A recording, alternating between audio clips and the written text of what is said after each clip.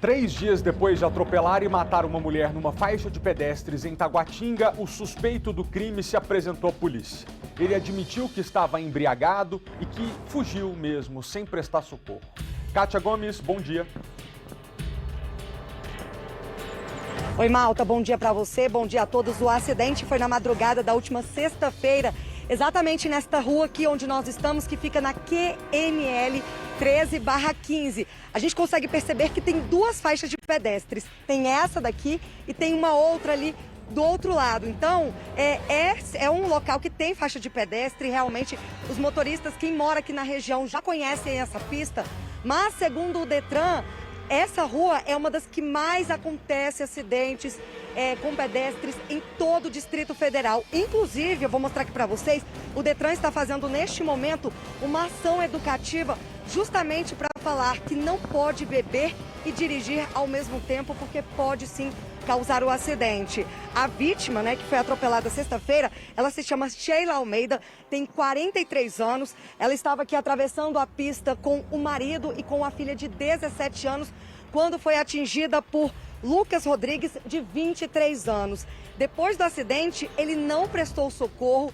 Inclusive, câmeras do circuito de segurança de um prédio mostram ele estacionando o carro na maior tranquilidade. O veículo está ali completamente amassado e depois ele desce e passeia ali de mãos dadas pelo prédio com uma mulher. Ontem ele se apresentou na delegacia e admitiu que estava embriagado.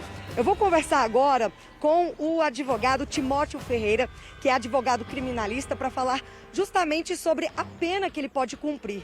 Segundo o delegado Mauro Aguiar, ele disse que esse crime tem uma pena de 1 a 4 anos de reclusão e, no caso dele, tiveram ali 2 agravantes, Ele fugiu e estava dirigindo embriagado, mas apesar disso, ele está livre. Isso, é importante destacar que as medidas cautelares de prisão são normalmente para crimes dolosos. No caso que se apresenta, foi um crime culposo, ou seja, sem intenção.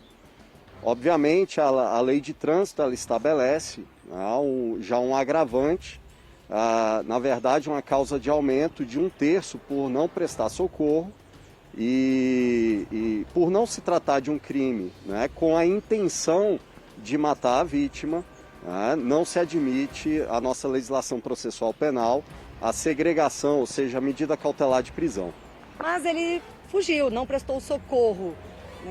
Isso é um agravante também. Nesse caso, ele podia ter pago ali a fiança e está respondendo em liberdade? Isso, os crimes culposos, quando não tem intenção de se produzir um determinado resultado, não se impõe a prisão. Essa é a regra, apenas se houvesse ali alguma dúvida em relação à identificação, que não foi o caso. Como ele se apresenta perante a autoridade policial, mesmo tardiamente, mas de forma espontânea, e colaborando com a autoridade policial, a prisão ela deve ser a última opção. Então, a nossa lei processual penal, ela garante a liberdade como regra. Segundo o delegado, ele deve pegar 8 anos de prisão, deve cumprir 2 e o restante em regime semiaberto. É essa a pena mesmo para quem mata no trânsito hoje? A pena de prisão estabelecida para crimes culposos no trânsito é de 2 a 4 anos de prisão. E no caso, se for embriagado, há uma qualificadora que vai de 5 a 8 anos. E aí, obviamente, a pena, por ser culposo, o crime, eu saliento que não há uma prisão preventiva. Mas, obviamente, a responsabilização por esse crime poderá ser dentro desses patamares. Obviamente, desde que o devido processo legal estabeleça realmente a conduta, que houve de fato ali um acidente com ingestão de bebida alcoólica e sem prestar socorro.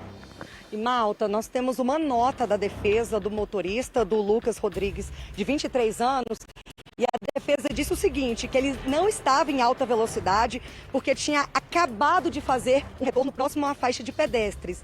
A defesa disse também que o local tem pouca visibilidade noturna por causa da copa das árvores que são baixas e que por isso os acidentes são frequentes aqui na pista. Disse também que Lucas é réu primário, trabalhador e por causa da comoção popular ele sentiu a integridade dele ali ameaçada e por isso não parou para prestar socorro. Você tem mais alguma dúvida, Malta?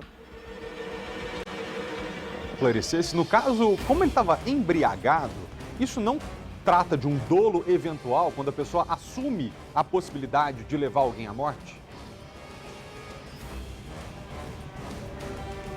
Desculpa, Malta, você pode repetir, por favor, sua pergunta? Posso, Tem um com problema certeza. no meu áudio. O advogado estava dizendo que esse é um crime culposo, né? Que não teve a intenção de matar. Mas pelo fato de que o homem estava embriagado, a gente não pode considerar que houve a assunção do risco de que alguém morresse?